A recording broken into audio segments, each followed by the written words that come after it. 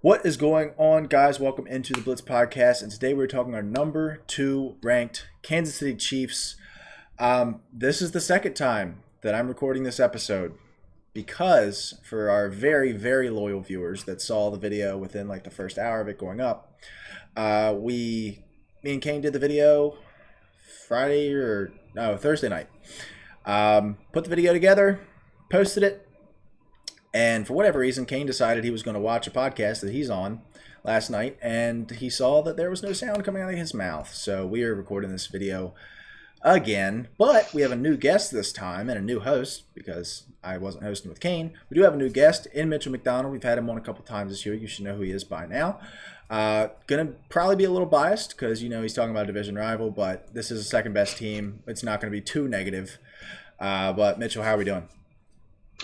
Doing pretty good. Yeah, people are going to learn the name a little more here now after I didn't have as many appearances during last season. But, this is the Super Bowl winning team. I can't be that negative about them, even if they are a division rival. And there's a lot of good groups on this team to talk about. Yeah, he initially had on his bad luck shirt for the episode to try and put some bad juju on Kansas City. But like you said, this is the reigning Super Bowl champion in the NFL, and they didn't really get a whole lot worse. They didn't lose a whole lot of pieces this offseason, and what they lost, they replaced. But we will talk about that. But we're going to talk about a piece that is not moving, is not getting replaced, and is not leaving this team for a very long time, and that is the quarterback position, and that is Patrick Mahomes. We do have as our number one quarterback in the NFL heading into this season. Kind of inarguable right now, I feel, especially with the way that they ended the season, the way that they won the Super Bowl, and the way that they won the Super Bowl was, him putting the team on his back and, coming back against a really, really good Eagles team who we may or may not have at number one. But that was one of the best quarterback performances, especially in the Super Bowl, that I've seen in a little bit, especially just down the stretch in that second half there. Even playing through the injury was one of the main parts of that. I think this is a tough conversation to have because while I think that he is number one, if Joseph Asai doesn't push him out of bounds and the Bengals end up going to the Super Bowl, and the Bengals, even if the Bengals don't win the Super Bowl, are we maybe having a different conversation about this number one spot? I feel like it gets difficult just because of the record that Joe Burrow has against them. And would have had 3-1 now. It would have been 4-0. Yeah. There's been a lot of tight calls and a lot of games that kind of make or break. Look at Tom Brady's career. He had a lot of calls go just the right way for him to end up with the success he had. Sometimes you kind of need that.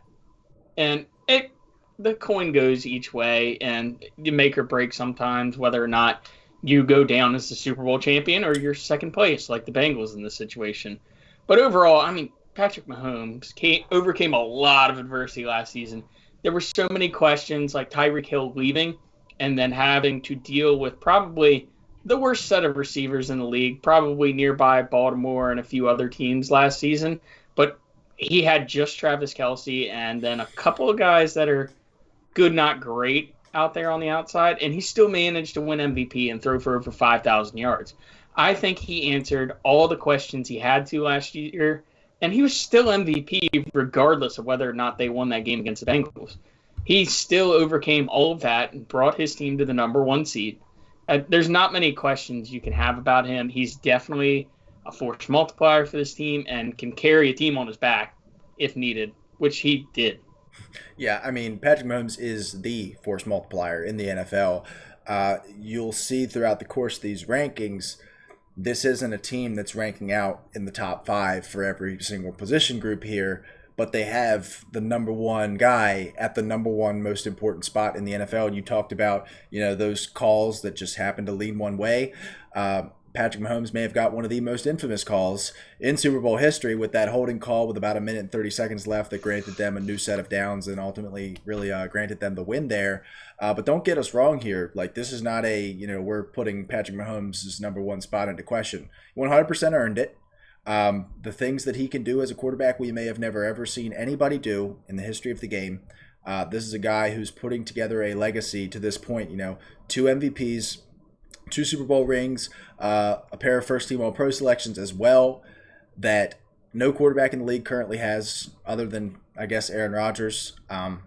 He does have that, but there's quite a few years gap there. And if Patrick Mahomes can continue putting together these accolades, you're talking about a guy that has a GOAT case moving forward. I mean, there are people that say he has it now. I don't know if I'm quite there yet. We're going to obviously need to see a lot more of his career play out. I mean, especially with the advancements that are happening in the medical field and stuff like that, there's a world where we could see another 15 to 20 years of Patrick Mahomes playing football in the NFL. Like, he could put together that type of career like we saw with a Tom Brady, to play for as long as he did. And, you know, as long as he's in Kansas City, this team's going to have a shot. There's not really a whole lot else to say. This isn't a big conversation point here.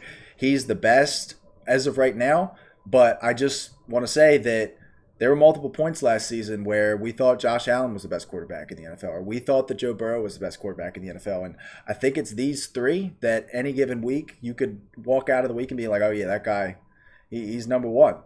But Patrick Mahomes finishes the season on a Super Bowl win and gets himself on his second one and makes the choice pretty easy for number one. But let's go over to the playmakers section where we do have them coming in at 20th, and it is kind of carried by one guy in Travis Kelce, another guy who may or may not be putting case himself at the tight end position, has been on an absolute tear these last few years.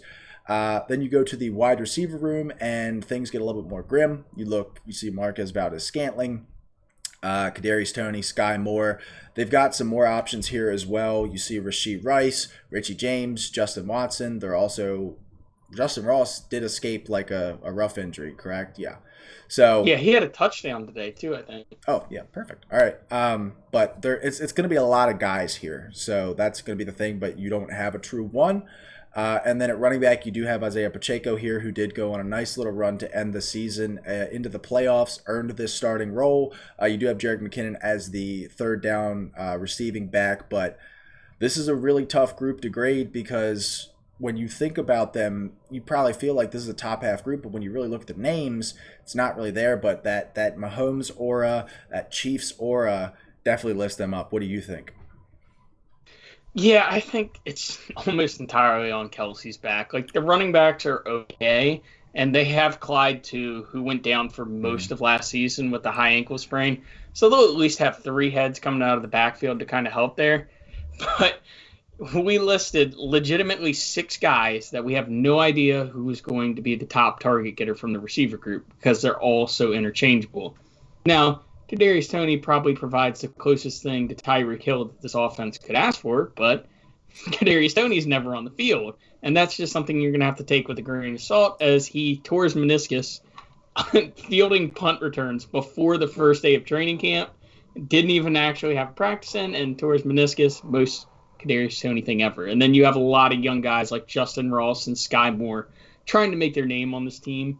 And who really knows who's going to be the lead target getter? Because MVS isn't really a high-volume guy.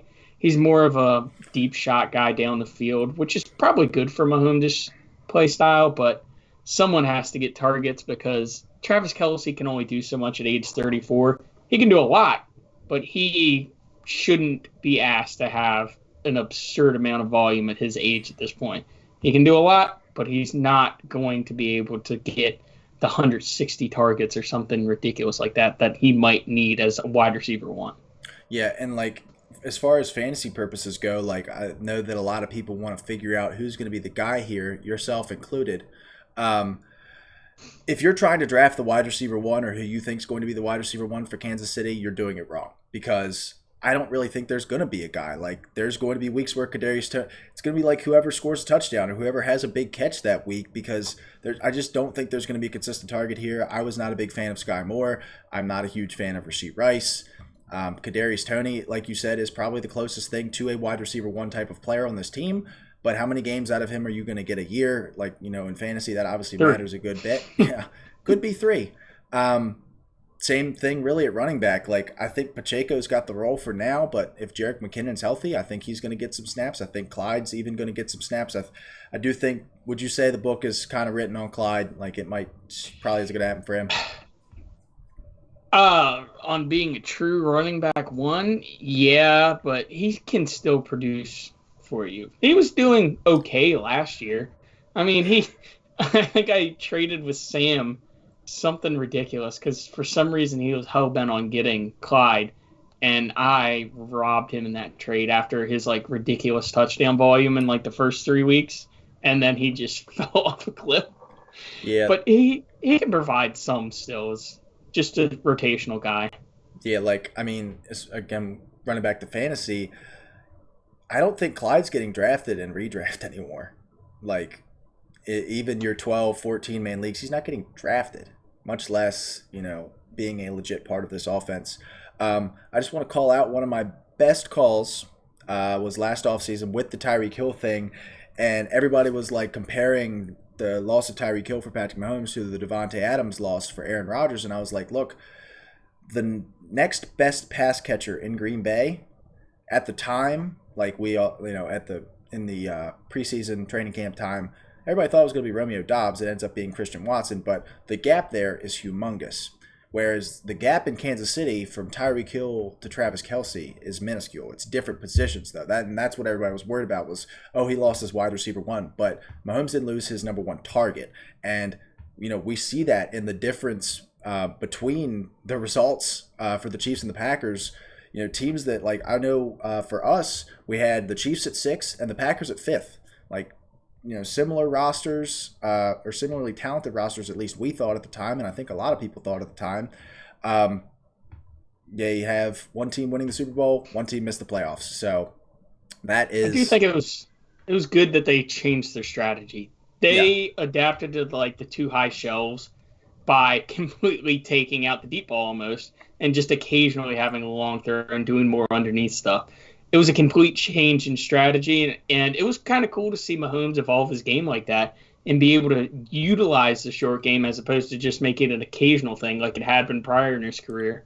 Yeah, and like that also attributes to him being the number one guy, as we've seen that he doesn't need, two of arguably the top 5 playmakers in the NFL in Tyreek Hill and Travis Kelce to form a successful offense. He took a group of Juju, Kadarius Toney, MVS, into a Super Bowl and won that Super Bowl against a very, very, very good Philadelphia Eagles team. But overall, we do have them coming out at 20th.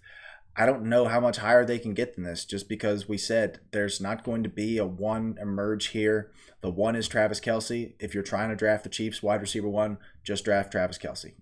You're not going to take him in the first round. I'm just going to tell you, you're going to be wrong. Let's move on to the offensive line, where we are a little bit happier about this Chiefs group, and they are going to come in at 5th here. And, with, for my money, the best interior offensive line in the NFL. You have arguably the best center in the NFL. Honestly, pretty inarguably at this point, back-to-back seasons to start his career, grading above a 90 as the number one center in the NFL in Creed Humphrey, and then probably the best pair of guards in the NFL in Joe Thuney and Trey Smith. The concerns are the tackle spots. They did have Orlando Brown at left tackle last year and Lucas Niang at right tackle. They overhaul that. They give Jawan Taylor a sizable contract that, coming off of a Super Bowl, you've got some pieces to lose. You lose some pieces. Teams get picked apart. I understand that you've got to replace tackle, but that was like one of the bigger eye-opening moves for me this entire offseason was how much money that they allotted to Jawan Taylor, who to this point has been a pretty average tackle in the NFL. Feels like a big projection contract, and they're hoping that fills in, and they do get Donovan Smith to play left tackle for them after he gets let go of by Tampa Bay. But what are your overall thoughts on this offensive line? Yeah, like you said, I love the interior. It's probably the best group in the NFL if we were just to do interior offensive line. And then both tackles, solid pass blockers, horrible run blockers. If you look up their grades, Donovan Smith had a 41.5 run blocking grade, and Jawan Taylor was even worse at a 39.7. They are not going to be doing outside runs. They're going to have to be between the tackles doing this. And I think it has a chance to implode on them because of Donovan Smith. Donovan Smith managed to clean up his issues with penalties for the Super Bowl season with Tom Brady, but last year he was the most penalized player on the offensive line by far. He's got to clean it up because if they are going to make another run, this will pop up in the playoffs, and it's going to shoot them in the foot when they have to go back another 5 yards for a false start or 10 yards for a holding just because of sloppy play. They're both good, probably not great pass blockers, maybe more potential with Taylor, and they kind of seem like stopgaps for now, which is a little bit of a concern because we saw what stopgaps looked like for them against the Bucs in the Super Bowl. Yeah, and the other thing with that is like they are stopgap players, but especially not really for Donovan Smith, but for Jawan Taylor, they're not paying him stopgap money. They are paying him, you are our franchise tackle money, or at least close to that. I mean, the tackle market is moving up a little bit, but I believe it was a 5-year, $80 million, so $16 million a year for a guy, like we said, has been a pretty average level tackle throughout the course of his career to this point. Not exactly what you want to see. They do lose, like we said, Orlando Brown out of this spot. While it is not the greatest move, in my opinion, to pay Jawan Taylor that much money, they did have, some extreme luck fall in their favor by having Orlando Brown not accept the 6-year, $132 million offer that they made to him, I believe, 2 off seasons ago. He declined it.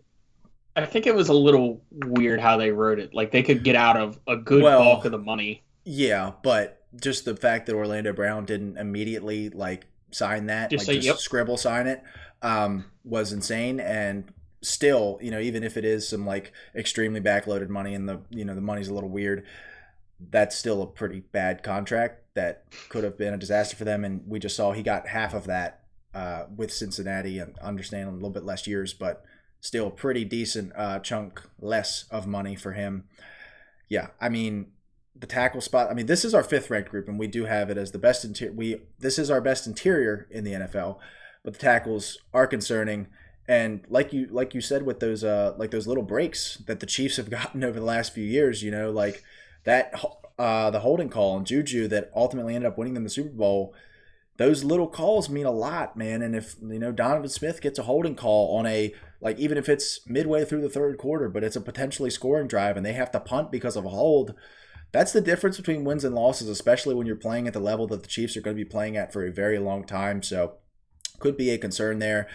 Depth-wise, you're not seeing really anything that you're too excited about. Like we said, Lucas Niang did start last year. Maybe he starts this year if the Donovan Smith experiment goes really bad and they move Jawan Taylor over to left. But I don't know. Maybe we are being a little bit too concerned about a group that we do have at 5th.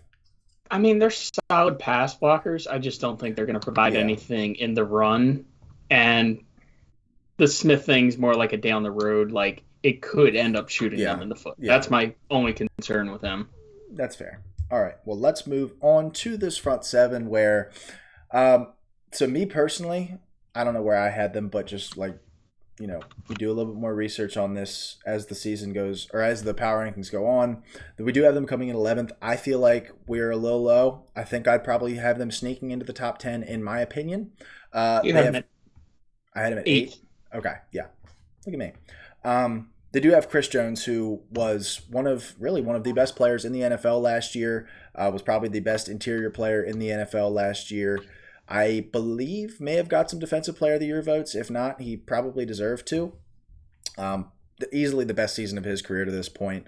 Then you do have a really good pair of linebackers in Nick Bolton and Willie Gay. Nick Bolton, really one of the emerging linebackers in the NFL towards the top of the ranks. I would not be surprised if in a few years he is in that elite tier of linebacker. But then you look around at the rest of the group here and things get a little bit less good, for lack of a better word. George Karlaftis was a 1st-round pick in last year's draft. Had a very weird season. I pointed it out to you. I was looking through his grades. I'm pretty sure he played exactly 16 games. He had 8 games with a tackling grade above 69. And he had the other 8 games were 30 or below. Either an abysmal tackling game or a pretty solid tackling grade. But he did put together a solid season. I believe he was at least in the top 30 in the NFL for pressures, which for a 1st-round rookie who you didn't expect a whole lot out of, who got a really bad grade from PFF, that was a lot more than I expected. He was in the 50s.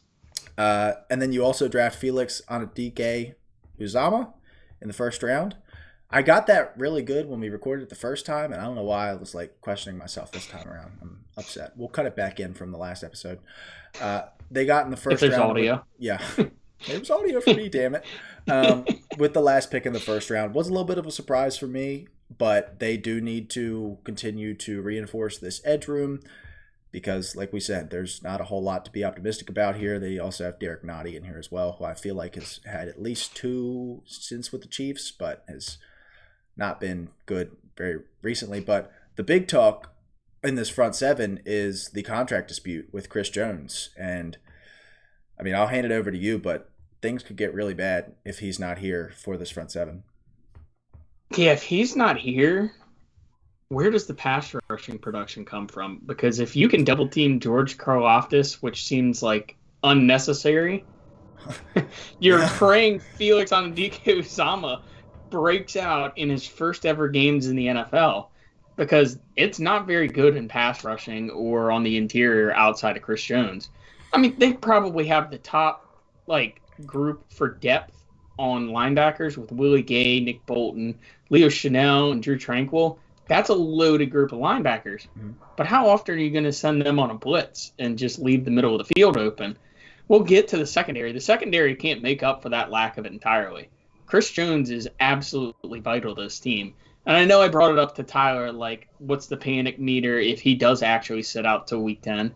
I think this team still makes the playoffs, but they're not winning the 1 seed if they don't have Chris Jones for the first 8 weeks, because they are going to be hurting on the defensive line. There's not enough names here, not enough talent to suffice. He's an elite player at the interior and irreplaceable at this point. Yeah, and like you were asking, where does the pass rush production come from if he's not here? Quite frankly, I don't think it does. I don't think there is any pass rush production here, and we'll talk about the secondary in a second, but it is not good enough to make up for a lack of pressure from a guy like Chris Jones. Real quickly, I don't know if this is a hot take or what. Who's more valuable to the Chiefs, Chris Jones or Travis Kelce?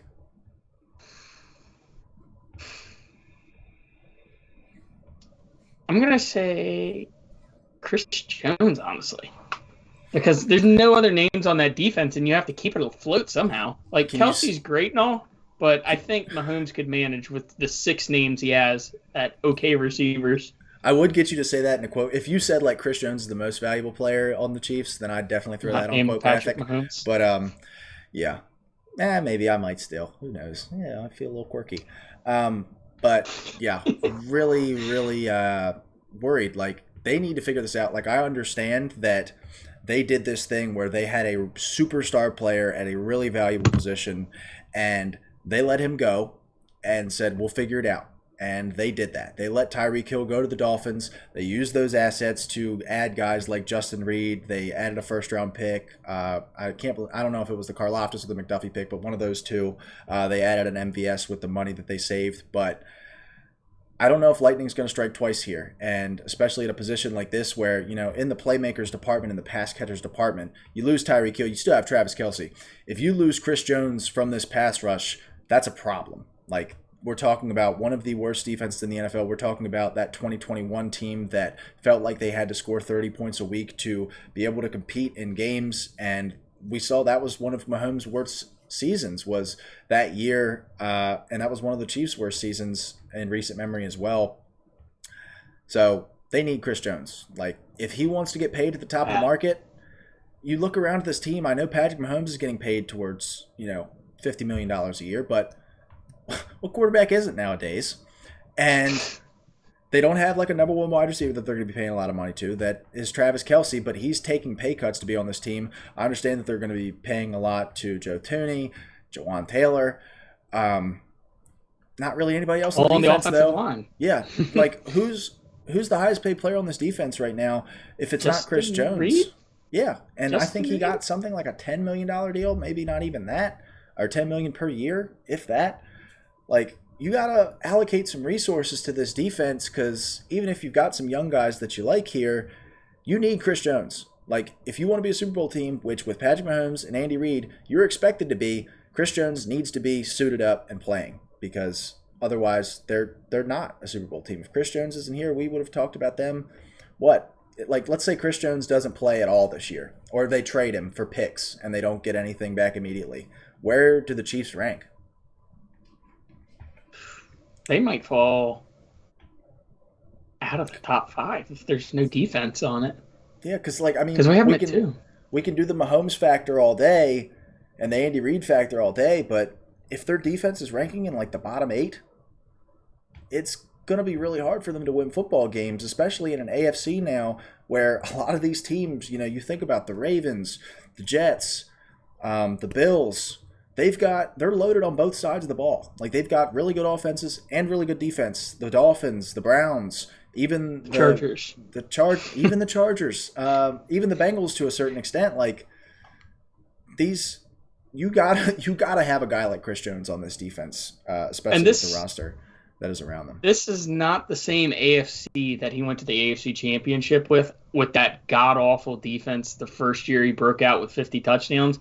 You can't get away with having no defense anymore and just throwing 50 touchdowns. It'll catch up to you in the playoffs because there's going to be a team that can play on both sides, like you mentioned, all the teams that you brought up, that can take advantage of that and can hold you in check just enough on the offensive end to beat down on a bad defense. Yeah, and you just even look back to last year, their margins were super thin. Like they beat the Jags pretty handily in the first round of the playoffs. They are one non-call away from maybe losing to Cincinnati, and they are one non-call away from probably losing to Philadelphia. That's with Chris Jones on the roster playing at the peak of his powers, like one of the best players in all of football. If he's not here, they're in big trouble, to say the least, even though we've talked about this for roughly 5 minutes.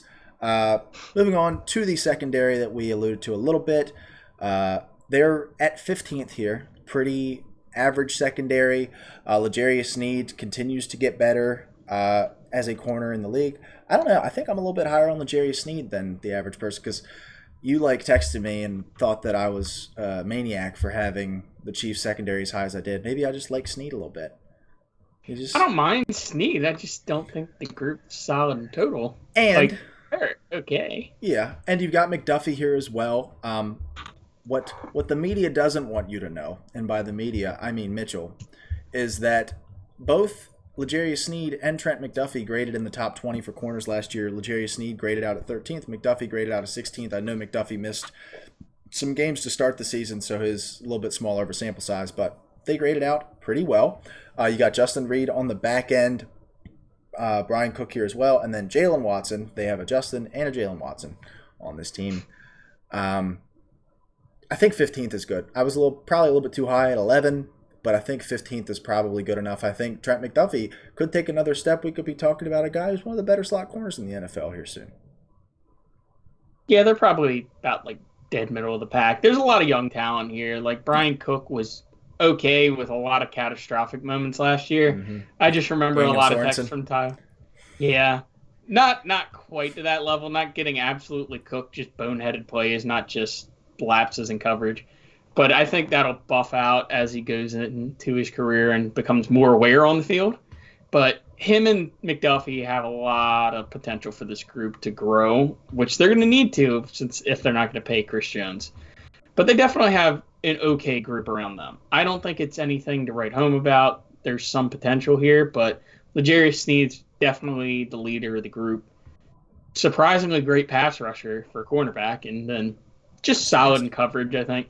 I think a lot of his grade comes from a boost in the pass rush, and just he's above average as a coverage guy. Maybe that's where the pass rush production comes from, is L'Jarius Sneed. From out why? He's going to lead this team in sacks if Chris Jones is holding out. Calling it. I'll put that on a quote graphic. Through week 8. Just imagine if you could bet that through 8 weeks who's the Chiefs leader in sacks, and you just hit on L'Jarius Sneed. I got to write in L'Jarius Sneed. But yeah, I think 15th again. They're middle of the pack group. I like Trent McDuffie. I think they got some really good value on him. A guy that a lot of draft analysts thought was going to go in the upper part of the first round. Ends up falling all the way to them at 23. I think just people were scared of his size. Were scared of this guy's only going to play in the slot tag that was on him. And honestly, that's fine. A lot of good receivers are playing in the slot now, and if you've got a really good slot corner, that's good.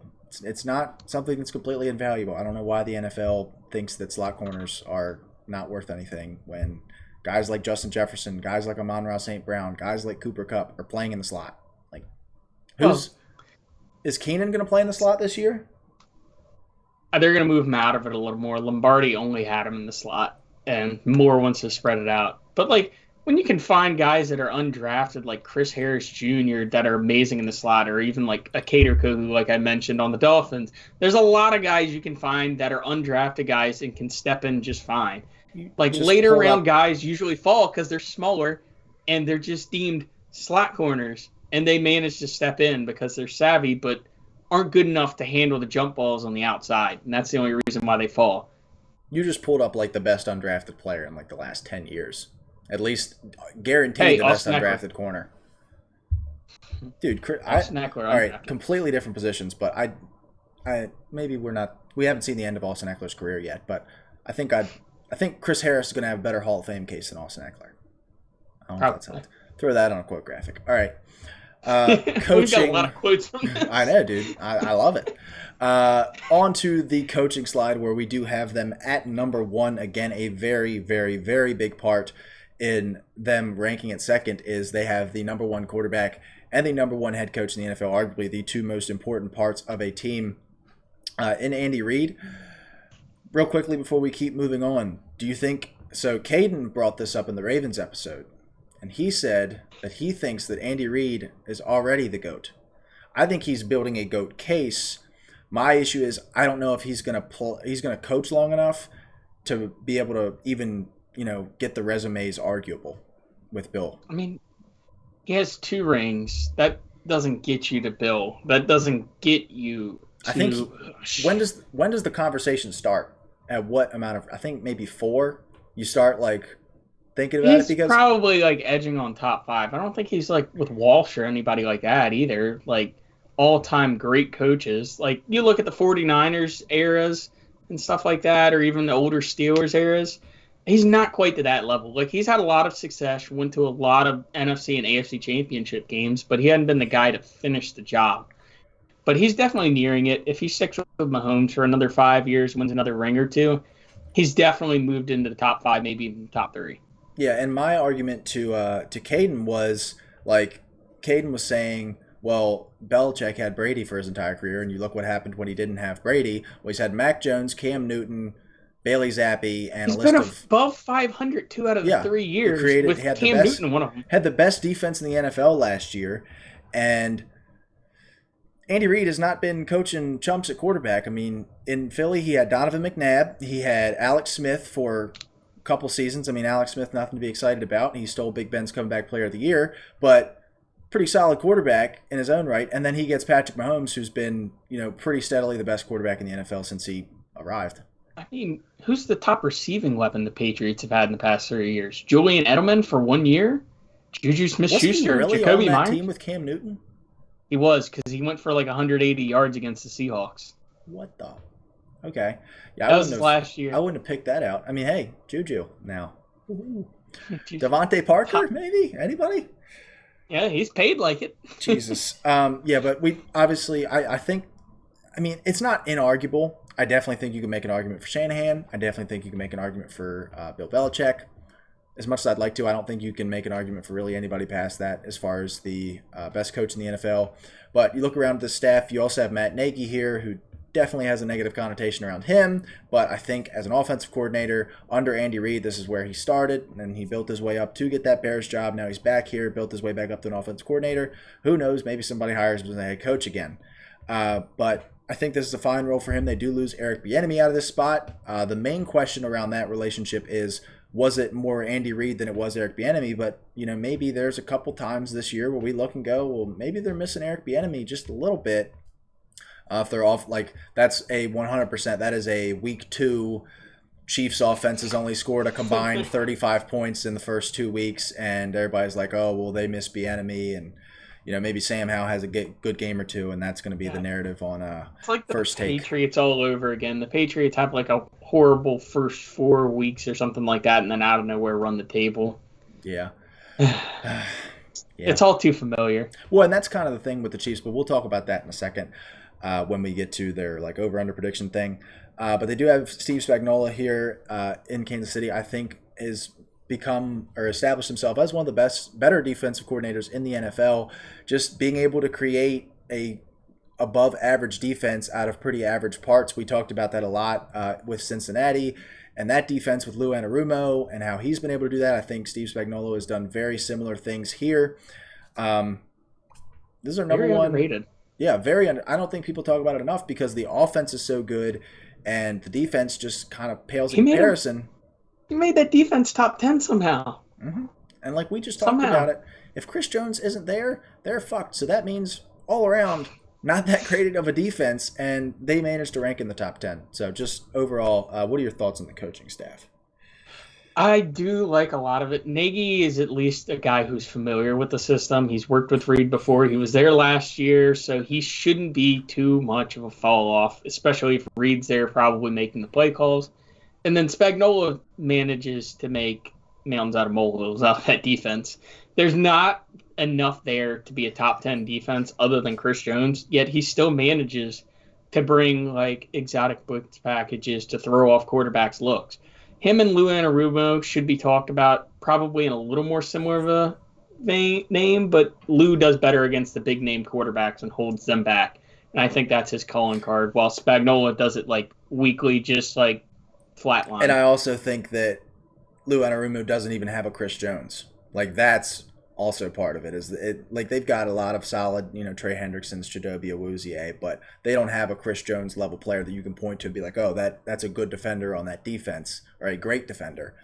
And I think that's kind of why he gets more credit. Plus, he was there for the 2021 season. He's been there for a little bit. He wasn't there for the initial one, like the initial Mahomes season where they really stunk. Yeah, but he that did pick up 2021 year, the year before last, where they were like really struggling mid-season to keep other offenses off the field and keep them from scoring points. I think that kind of gives him a little bit of a negative connotation in people's mind is that season and how bad that was, and he was there for that. But definitely, like you said, underrated. I still think that the fact that nobody other than Arizona, the fact that Anarumo didn't get hired as a head coach this offseason kind of baffles me. I thought 100% he would. Good coach, good team, above average defense out of average parts. I know he got to the top 3 with Arizona, but I was kind of surprised with that, and I would be very surprised if he is their defensive coordinator this time next year. But let's move on to the schedule, where we do have them ranking in the middle of the pack at 16th. The over-under is set at 11.5 wins.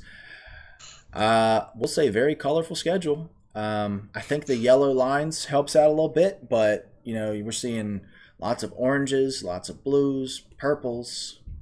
Very, very colorful, but kind of a mid-ish schedule. I mean, obviously it's 16th, so yeah. Literally mid. Yeah. I'm such an analyst. I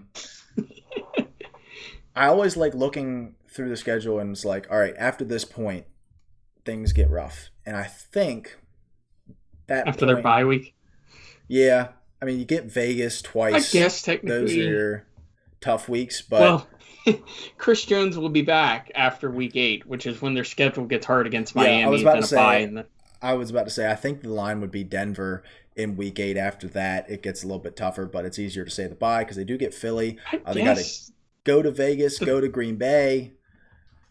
3 of those first 4 could be sneaky. Like the Jags might be good. The Lions should be good. Jets should be good. Jets. Bears is like, it doesn't matter. They could be playing against Chris Jones at that point, though. Who knows? Maybe we have insider information, or maybe we saw that on Twitter. Who knows? But yeah, it definitely heats up in the second half. It's not like horrible. It's just like a higher average. Like they play the Raiders twice, Pats once. The thing is, and I went on a tangent about this, and obviously got got fact checked it. Jesus, fact checked by Wikipedia, because it just every year it just feels like the Chiefs don't start fast. Like the Chiefs just kind of lull through September and October. What month of the year is it where like Mahomes is like undefeated? I know it's 1 month. I honestly feel either like it's November September. or December. Yeah, I mean that makes sense, but like every year just kind of feels like the Chiefs kind of sleepwalk through the first month or two of the season, and then they always end up being pretty good. But like I'm not as scared. I'm nowhere near as scared of the Chiefs as I am. I'm nowhere scared of them in the regular season. I have been just like fumbling through this entire last minute and a half.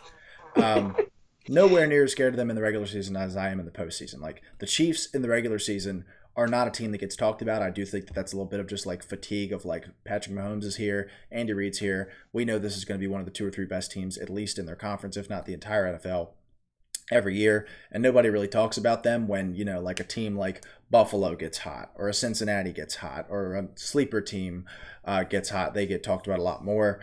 But Chiefs are always standing there towards the end of the season. And I was like, there's no way that they've gone over 11.5 wins every year since Mahomes has been here, because it just feels like they sleepwalk through the regular season. And lo and behold, they've done exactly that. They've won 12 games 3 times, and the other 2 was 14-win seasons, including last year where they won 14. So I was going to take the under when I was under that impression, but the fact that they have never lost more than, or they've never won less than 12 games since Mahomes has been the full-time starter, got to go over. Yeah, kind of looking at this schedule, it's kind of hard to see them losing 5 games. I guess they could lose 5 games, but they'd have to suck in every one of the big name games. Yeah. Like they'd have to, you got to, I mean, this is the second ranked team. You look at the top teams on this list, I see the top teams. Jets, Chargers twice, Dolphins, Bengals, Eagles, Bills, Bengals. Those are your 7. And they'd have to fumble against somebody. Yeah. Like the Pats, if they're they'd sneaky. have to have, even if they had a losing record, even if they went 3-4 in those 7 games, and I don't know if they do that, they'd have to lose another game to a team, you know, maybe like a Lions or a Jags or a Minnesota, teams that we have kind of like in the teens somewhere. I just don't know if I see that happening. I do think maybe like New England on the road in week 15, maybe that's a stumble point for them.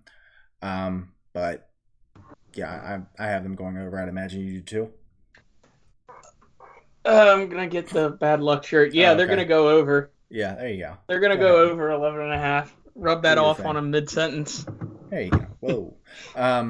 All right, let's move on. Let's move on to the rankings recap here. We do have the Chiefs coming in at second, obviously, like you saw in the thumbnail, like you saw in the title. I don't know why I say that every time.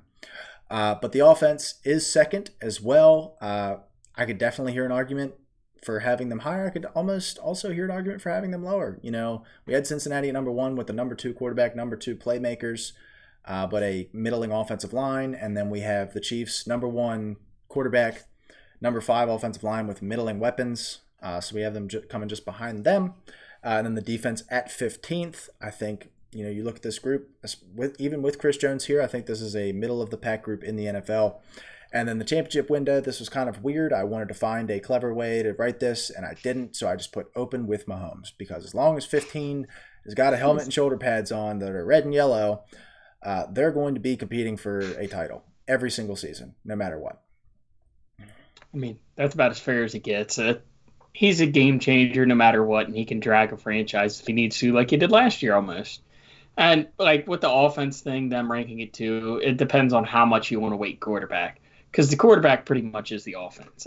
This offense is not that talented, but they were still one of the best offenses in the league last year, even without the playmakers necessary. They had Kelsey, and that was all he needed. And then defense, I think, is just about where most people would have them, right in the middle of the league, with a good coordinator who could probably boost them past that, like he did last year. Yeah, and the thing, like, just like if you're looking for, you know, things to stick out about the Chiefs, is that 15th ranked defense.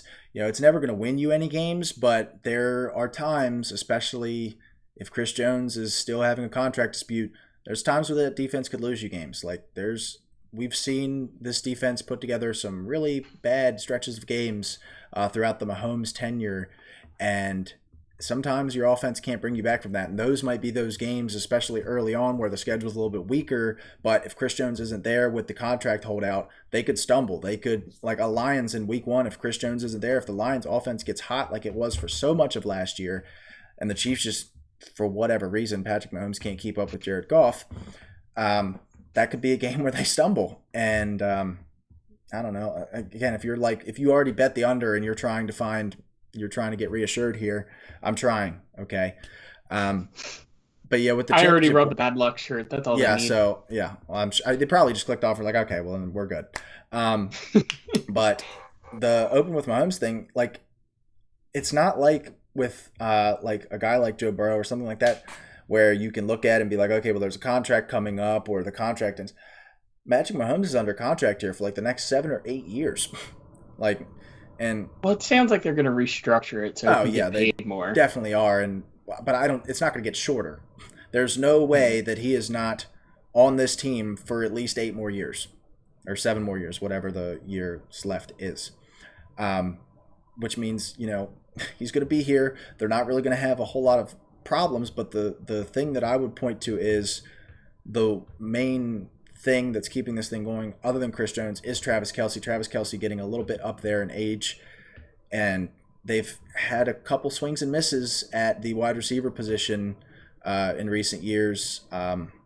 Outside of Tyreek Hill, they got Miko Hartman to try and be the Tyreek replacement when he was suspended. That didn't work out. Juju was a one-year deal. Pringle. He's gone. Byron Pringle.